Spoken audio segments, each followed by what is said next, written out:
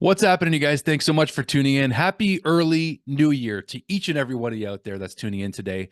And I appreciate you tuning in. Going to be a quick one today, guys. Not feeling 100% and still got to go into work for New Year's Eve because we work hard around here. That's what we do. That's what we do. And I appreciate y'all. I just want to say thank you right off the top here, just for everything this year, for absolutely everything. It's hard to encapsulate it all in one simple message, but I just want to say thank you. Thank you. All right, so let's talk some quick Habs and World Juniors content and the Xhekaj brothers connection. How about that? We'll talk about it all in this very quick, brief video today where I won't go as into detail as I normally do, maybe with analysis, but let's have a conversation, right? Let's talk about it all. So let's start with quickly the Habs and Panthers game last night, which I didn't get a chance to do a video until now about it, basically, but I didn't get a chance to watch the game. So I'm not going to lie to you guys. Watch the highlights. I just watched them right now. And the Habs were right in it, right near the end. And they even won 2 challenges, which never happens that they win maybe one here and there. And actually, Marty St. Louis has been on more of a roll lately with those. But basically, Florida scored a beautiful power play goal, which got taken back, which, like, to me, I still don't know what to make of it. The Habs win 2 challenges. They still lose the game. It didn't matter anyway. But you still saw decent things from Slav, Caulfield, and Suzuki. And can we just get a close up of Caulfield today, just to appreciate that sweet, sweet, dirty backhand goal from Cole Caulfield? Gotta love him. Gotta love him. Cole Caulfield, ladies and gentlemen. Well, it was a power play goal for the Habs, and it was their only power play. It was their only goal of the game, is what I was actually trying to say. And you know what? They did stick with him till the end. Jake Allen looked a bit deflated in this game. He knew that they were right in it near the end, and the Habs just couldn't hold off Florida's attack. And I know the bad Armia penalty, some of you guys are pretty ticked off about, and it's like, how do we keep this guy in the lineup? But the thing is, right now, with who the Habs have in the lineup and who they have in the pipeline, he does more good overall than bad. I mean, when he makes his mistakes, they're bad, and the timing is very bad. I'm not going to lie to you. That's happened twice in the last 4 games, is that he's taken a penalty late in the game when they're trying to stay in the game, and it ends up costing the Canadiens. But in this instance, it's hard to say. Like, I don't think they actually got scored on from what I saw, unless I'm wrong, with the point shot up from Oliver Ekman-Larsson. The Armia penalty didn't end up in a goal, I don't think, from what I was watching on the highlights there, unless I'm just loopy in my mind because I'm not feeling that great. But that's what I saw. But regardless, Armia still took a bad penalty at a bad time in the game. So you can't bring up guys like Joshua Waugh or bring back up Emil Heineman. It's just they can't take the minutes. They can't play the minutes that Yoel Armia can. And Armia actually had chances with Brendan Gallagher and Christian Dvorak. So quick update is that Christian Dvorak is now injured.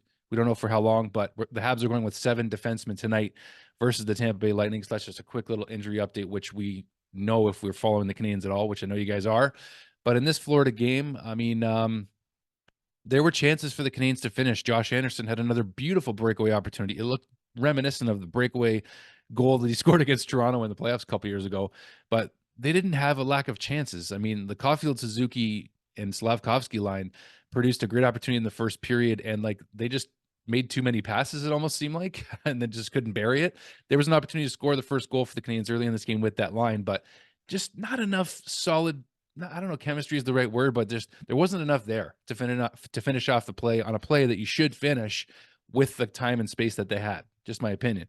So not going to talk that much more about the Florida and Montreal game, to be honest with you. We know what happened, the 4-1 results, although it wasn't 2-1 until the third period, and the Habs won 2 challenges in the process. But you know what? Mike Pizzetta gets in a fight with the guy who just got called up from the AHL. Wasn't that much of a fight to me. Pizzetta's right hand seemed like it weighed 20 pounds in that fight. It was weird to watch. Like, I didn't understand why is just he couldn't get those fast punches off. It would look weird to me. I don't know what's going on there, but regardless, the Habs are going to go with 7 defensemen. Kovacevic draws back into the lineup tonight against Tampa. So the World Juniors, right now, I tried to watch as much of the Slovakia versus USA game as I could. It was a 6 a.m. start. I recorded it. I watched as much as I could.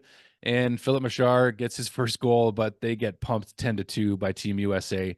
There was an ugly knee-on-knee collision early in the game, and the USA player ends up getting ejected in a game misconduct. Snuggerud was already out of the game, so Team USA was down 2 players. It didn't matter anyway. They still pumped Team Slovakia 10-2, winning their group. And Team USA is definitely the team to beat. Team USA is 100% the team to beat in this playoffs. And Team Canada, if they should make it to play Team USA, has to play a really good tight defensive game against the Team USA, because their offensive firepower is bang on, and their defensive play ain't that bad either. Lane Hudson in that game got a couple of assists. He had 2 or 3. I know he had 2 for sure, but they gave him credit for an assist early in the game, so I think he might have had 3 assists. But regardless, I do enjoy watching these guys progress, the Canadiens prospects, and Jacob Fowler played well again, in net the other day for Team USA. So we'll see what ultimately happens. Team Canada is going to close things out for the round robin here against Team Germany today. We do expect to win.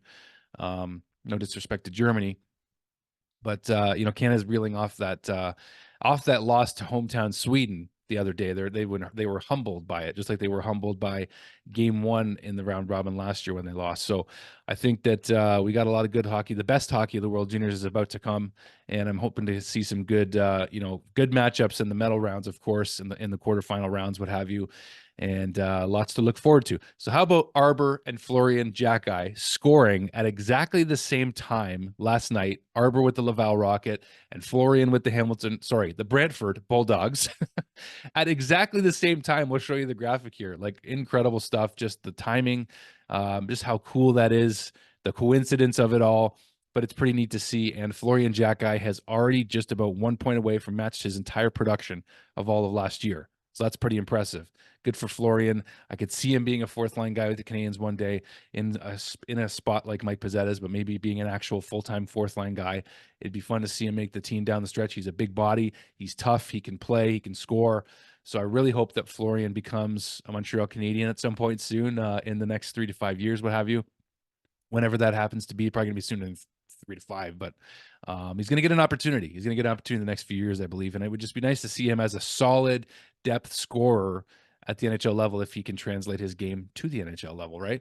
So that's all I got for you guys today. I don't have a whole lot to go on, guys. Team Canada, go Canada, go. Got the old Sochi jersey here, like I've mentioned in the last video I had it on for. And that's all I got. So thank you guys for everything this year. Happy early New Year to all of you. Be safe out there. Have fun. If you're at home, just enjoy the night and some peace and quiet, and then ring in the new year. Set some goals. I'll be setting goals for this channel. That's no question about it this year. And if you want to subscribe and you haven't already, hit the like button to support. We appreciate it. I appreciate it. And I want to say thank you also to my Deke Squad members out there. You know who you are. Thank you for supporting this channel and becoming a member. And you can do that also if you'd like, going into the new year. If you want to support this channel on a new level, you can join for just $2.99 a month for exclusive members only content, which will be produced a lot more in the new year. And thank you guys for everything. I'll talk to you guys soon. Go Habs, go. Go Canada, go. Go Habs prospects, go. Let's just say that, right? And thank you guys for everything this year so far. We'll see you in the new year in 2024. Thanks, guys. See you soon.